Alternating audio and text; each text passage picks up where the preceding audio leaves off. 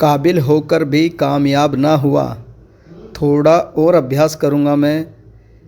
बीत जाता है एक और साल यूं ही, पर एक और प्रयास करूँगा मैं।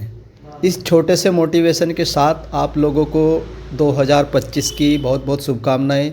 नया साल मुबारक हो। आशा करता हूं कि 2025 आप लोगों के लिए एक जॉब के साथ साथ आप लोगों के ज़िंदगी में खुशियां लेकर आएगा। 2024 में जो भी आप लोगों की कमज़ोरियां रही है, वीकनेस पॉइंट रहे हैं, उन पर काम करिए, आइडेंटिफाई करिए कि कहाँ कमी रह गई है 2024 में, उसको स्ट्रॉन्ग बनाइए 2025 में। और एक जॉब एटलीस्ट आप लोगों के सामने होगी। 2025 आपका इंतज़ार कर रहा है। ग्रेट अपॉर्चुनिटी आएंगी, एफसीआई, सीजीएल, बैंकिंग, काफ़ी चांसेस रहेंगे। अगर आप लोग रेगुलरली मेहनत करते रहेंगे तो 2025 में आप लोगों की एक जॉब निश्चित ही होगी। तो चलिए बात कर लेते हैं। तो इस वीडियो में हम लोग बात करेंगे जो एफसीआई में एक अपॉर्चुनिटी आएगी कैटेगरी 2 की। कैटेगरी 2 क्या होता है? इसमें आप लोगों की मैनेजर की पोस्ट आएगी एफसीआई में। और ये आप लोगों की जो लास्ट टाइम 2022 में रिक्रूटमेंट हुई थी, तो टोटल 5 जोन को मिलाकर 113 वैकेंसी थी 2022 में।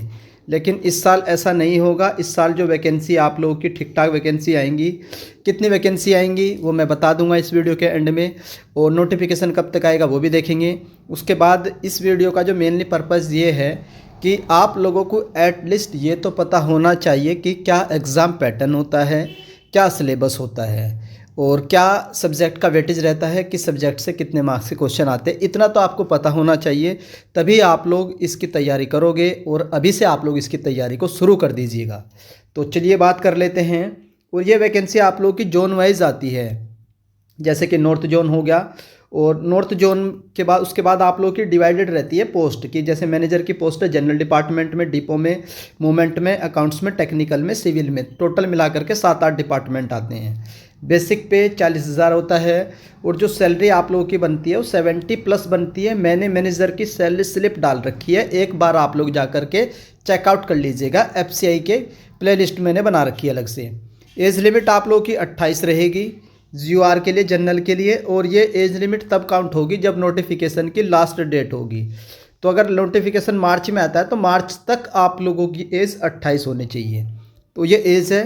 और उसके बाद टोटल 5 जोन में वैकेंसी आती है। और इसकी जो एलिजिबिलिटी रहती है, ग्रेजुएशन रहती है और 60% मार्क्स आप लोगों का कंपलसरी रहता है। यहाँ से आप लोगों को इसकी एलिजिबिलिटी चलो बता ही देता हूँ इसी वीडियो में। तो मैनेजर की जो एलिजिबिलिटी रहती है सिर्फ और सिर्फ ग्रेजुएट 60% मार्क्स के साथ। मैनेजर डिपो में भी ग्रेजुएट 60% मार्क्स के साथ, कुछ भी कर रखा हुआ आप लोगों ने ग्रेजुएट में। और जो अदर कैटेगरी जैसे SC ST PWBD, इनके 55% होने चाहिए।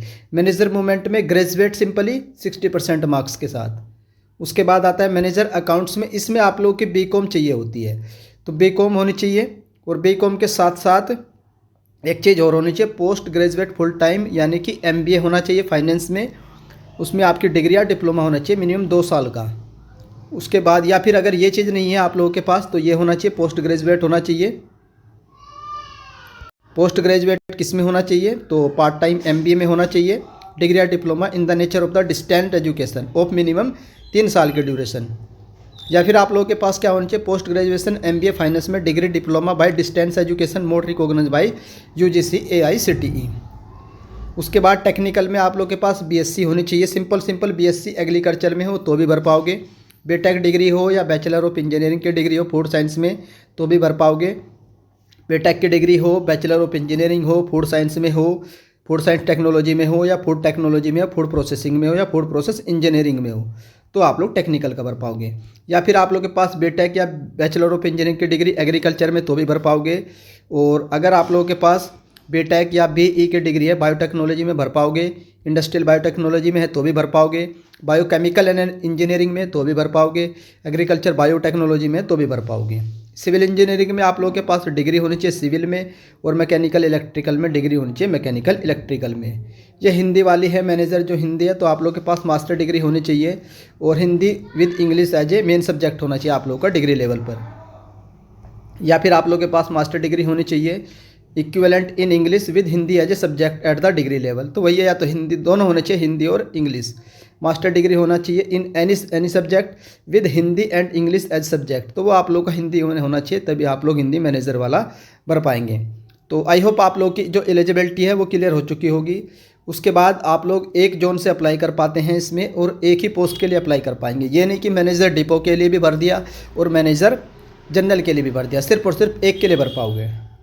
उसके बाद तो जिस पर्पज़ से ये वीडियो बनाई गई है वो भी देख लेते हैं कि इसका सिलेक्शन का क्राइटेरिया क्या रहता है। तो सिलेक्शन के लिए रहता है इसमें आप लोगों का the selection process will be consisting of the online test. आप लोगों का ऑनलाइन टेस्ट होगा, ऑनलाइन टेस्ट के बाद आप लोग का इंटरव्यू होगा, इंटरव्यू के बाद आप लोग की ट्रेनिंग होगी, और ट्रेनिंग के बाद आप लोग की परमानेंट पोस्टिंग होगी।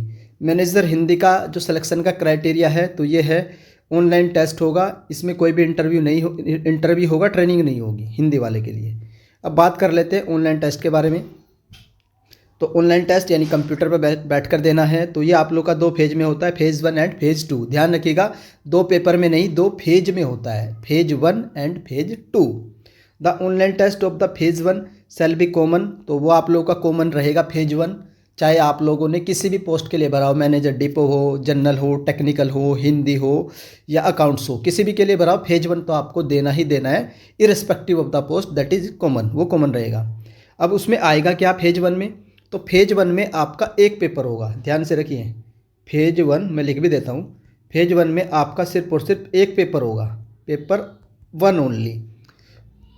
वो जो पेपर 1 होगा उसका सिलेबस क्या है? तो उसमें इंग्लिश आएगी, रीजनिंग आएगी, न्यूमेरिकल एप्टीट्यूड आएगा और जीएस आएगी। ये तीनों सेक्शन आप लोगों के बैंकिंग वाले आएंगे, चाहे बैंकिंग की जो भी आईबीपीएस एग्जाम कराता है, क्लर्क का, पीओ का, तो ये बैंकिंग का पैटर्न रहता है। 25 मार्क्स रहते हैं और 25 क्वेश्चन रहते हैं। सेक्शनल टाइमिंग रहती है 15 मिनट्स की, और जो आप लोगों का टेस्ट की लैंग्वेज है वो इंग्लिश रहती है, इंग्लिश वाले सेक्शन की। बाकी जो रिमेनिंग 3 सेक्शन है उनकी बाइलिंगुअल होती है। रीजनिंग 25, न्यूमेरिकल 25 और जीएस 25। ये एसएससी लेवल की आती है, सिंपली 8 स्टैंडर्ड की। और इसमें आप लोगों का डिवाइड भी कर रखा है इन लोगों ने, करंट अफेयर 5 और बाकी जो 20 क्वेश्चन बचते हैं उसमें आप लोग की हिस्ट्री, इंडियन इकोनॉमी, ज्योग्राफी और साइंस आती है, 4 पोर्शन आते हैं। ये आप लोगों का पेपर 1 का पैटर्न है कि किस तरीके से पूछा जाता है। टोटल 100 क्वेश्चन पूछे जाएंगे, 100 मार्क्स के रहेंगे और टाइमिंग रहेगी 60 मिनट्स की, और एमसीक्यू टाइप रहेगा। और इसमें आप लोग की नेगेटिव मार्किंग भी रहती है 1/4 की। और जब आप लोग का पेपर 1 हो जाएगा, पेपर 1 के 15 गुना कैंडिडेट को फेज 2 के लिए इनवाइट किया जाता है, फेज 2 के लिए। अब देखेंगे फेज 2 में कितने पेपर होते हैं। तो फेज 2 में अब डिपेंड करेगा फेज 2 में आप लोगों ने किस पोस्ट के लिए अप्लाई करा है। देखो मैनेजर जनरल और डिपो और तीसरा है मूवमेंट, इन 3 के लिए अगर अप्लाई करा है तो फेज 2 में सिर्फ और सिर्फ आप लोगों को पेपर 1 देना है। बाकी अकाउंट्स हो, टेक्निकल हो, सिविल हो, मैकेनिकल हो, तो इनके लिए आप लोग को 2 पेपर देने हैं, पेपर 1 एंड पेपर 2। हिंदी वाले के लिए आप लोगों को सिर्फ और सिर्फ 2 पेपर देने हैं, उसके अलग से पेपर होंगे, पेपर 3 एंड पेपर 4। तो इसमें आप लोगों को पेपर 3 एंड पेपर 4 अलग से देने हैं। तो अब बात कर लेते हैं फेज 2 के पेपर 1 का क्या पैटर्न रहता है। पेपर 1 में 120 क्वेश्चन पूछे जाते हैं, 90 मिनट्स की टाइमिंग रहती है। पेपर 2 स्पेसिफिक नॉलेज वाला होता है, तो 60 क्वेश्चन रहते हैं, 60 मिनट की टाइमिंग रहती है। और पेपर 3 ये आप लोगों का मैनेजर हिंदी वालों के लिए 120 क्वेश्चन 90 मिनट्स। पेपर 4 हिंदी वालों के लिए सिर्फ और सिर्फ, तो इसमें भी 90 मिनट्स में ये सिलेबस रहेगा, पैसेज ट्रांसलेशन, हिंदी, इंग्लिश, एस्से और प्रिसाइज राइटिंग, और हर एक 30 नंबर का रहेगा। अब बात कर लेते हैं फेज 2 का पेपर 1। ये है पेपर 1 और किसका है?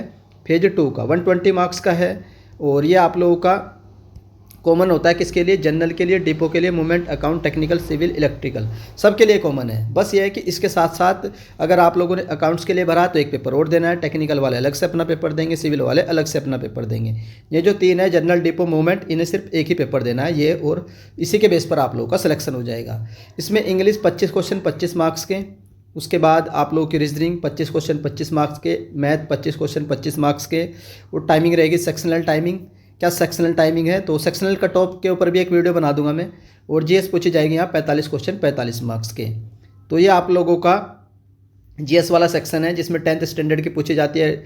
और मेंस में आपका कंप्यूटर भी आता है 5 मार्क्स का, और जनरल ये कंप्यूटर अवेयरनेस 5 मार्क्स की, और करंट अफेयर इसी में आ जाएगा 20 मार्क्स में। तो ये आप लोगों का फेज 2 का एग्ज़ाम पैटर्न है। आई होप क्लियर हो चुका होगा। यहाँ पर भी 1/4 की नेगेटिव मार्किंग रहेगी। ये पेपर 2 सिर्फ उन्हें देना है जो भी आप लोगों के टेक्निकल वाले कैंडिडेट हैं, जैसे टेक्निकल हो गया, अकाउंट्स वाले हो गए, और जो आप लोगों के सिविल एंड मैकेनिकल इंजीनियरिंग और इलेक्ट्रिकल वाले हैं, तो उनके 60 क्वेश्चन पूछे जाएंगे। यहाँ पर आप लोगों के ये टेक्निकल का सिलेबस है कि क्या क्या पूछा जाएगा। सिलेबस फॉर टेक्निकल पोस्ट, तो टेक्निकल में मैनेजर अकाउंट्स वालों का ये सिलेबस रहेगा, जिसमें आप लोगों के टॉपिक्स भी लिख दिए, टोटल 5 टॉपिक है। और उसके बाद मैनेजर टेक्निकल वालों के लिए एग्रीकल्चर, बायोटेक्नोलॉजी, एंटोमोलॉजी, केमिस्ट्री, इनमें भी क्या क्या पूछा जाएगा डिटेल में सिलेबस है, दे दिया गया है। उसके बाद सिविल वाले तो जो उन्होंने अपनी बीटेक में पढ़ा है, building material, construction practice, surveying, engineering material, construction technology, तो ये आप लोगों को सारा सिलेबस दे रखा है, पॉइंट वाइज भी एंड डिटेल वाइज भी। उसके बाद मैनेजर इलेक्ट्रिकल एंड मैकेनिकल वाले, thermodynamics, heat transfer, refrigeration, air conditioning, theory of machine, तो जितने भी बीटेक में मैंने मैकेनिकल में जितनी भी किताबें पढ़ी है वो सारी दे रखी है इसमें, वो आप लोग का पूछा जाएगा। ये पेपर 3 है, ये सिर्फ किसी को नहीं देना है, ये सिर्फ हिंदी वाले को देना है, मैनेजर हिंदी वालों के लिए। और ये इसके बाद आप लोगों का पेपर 4 है, ये भी मैनेजर जो हिंदी से भरेगा उसके लिए है। तो ये एग्ज़ाम पैटर्न था, सिलेबस था और एलिजिबिलिटी थी, सारी चीज़ें एक्सप्लेन कर चुका हूँ, डिटेल सिलेबस भी बता दिया है और सारे डाउट आई होप क्लियर भी हो चुके होंगे। तो नए साल में नई तैयारी करिए, आप लोग अच्छे से प्रिपरेशन करिए, हो सकता है कि इस साल एटलीस्ट आप लोगों की एक जॉब होगी। बहुत बढ़िया पोस्ट है मैनेजर की। और बात कर लेते हैं कि सर नोटिफिकेशन और वैकेंसी का क्या डिटेल रहेगी। देखो, जो अभी आप लोगों की एक वैकेंसी का चार्ट आया सितंबर तक, तो उसमें लगभग 270 के आसपास आप लोगों की सिर्फ और सिर्फ नॉर्थ जोन में है मैनेजर की वैकेंसी। टोटल 5 जोन रहेंगे, साउथ, वेस्ट, ईस्ट और नॉर्थ ईस्ट। तो कुल मिलाकर के अप्रोक्सीमेटली आप लोग मान करके चलिए कि कम से कम 1000 वैकेंसी के आसपास आप लोग की आ जाएंगी, अगर हम लोग सारे जोन को मिला लें। क्योंकि जब 270 एक ही जोन में है, टोटल 5 जोन है, तो 2 पंजे 10, तो अप्रोक्सीमेटली 1000, और वैकेंसी कम से कम 800-900 पे तो नोटिफिकेशन आएगा ही आएगा। तो ये आप लोगों की वैकेंसी की डिटेल थी। और नोटिफिकेशन कब तक आएगा वो भी देख लेते हैं। 1 जनवरी 2025 हो चुका है, तो मान करके चलिए पहले आप लोगों का एक्चुअली क्या होता है कि पहले मैनेजर का ही नोटिफिकेशन आता है, उसके बाद ही कैटेगरी 3 का नोटिफिकेशन आता है। तो मैनेजर का नोटिफिकेशन या तो जनवरी एंड में आएगा या फिर फरवरी तक। तो जनवरी फरवरी यही 1-2 महीने हैं, तो इन्हीं किसी एक मंथ में आपका नोटिफिकेशन आ जाएगा। ज़्यादा चांसेस रहेंगे कि जनवरी के एंड तक या फिर फरवरी के स्टार्टिंग में आप लोगों का नोटिफिकेशन आ जाएगा। और वही 1 महीने बाद एग्ज़ाम, एक हफ्ता आपको एग्ज़ाम चलता है, 2-3 दिन, तो उसके बाद आप लोगों का 1 महीने में रिजल्ट। तो मैक्सिमम 6 से 7 महीने में ये रिक्रूटमेंट आप लोगों की कंप्लीट करवा ली जाती है। तो ये आप लोगों की अपडेट थी। वीडियो ज़्यादा लंबी हो जाएगी, बाकी जो भी आप लोग का जेन्युइन डाउट है तो आप लोग कमेंट्स करके पूछ सकते हैं। तो अगर मेरे द्वारा दी गई जानकारी पसंद आती है तो वीडियो को लाइक कर दीजिएगा। चैनल पर फर्स्ट टाइम विजिट कर रहे हो तो चैनल को सब्सक्राइब कर लो, बेल आइकन को ऑन कर लीजिए। तो वीडियो देखने के लिए धन्यवाद, थैंक यू।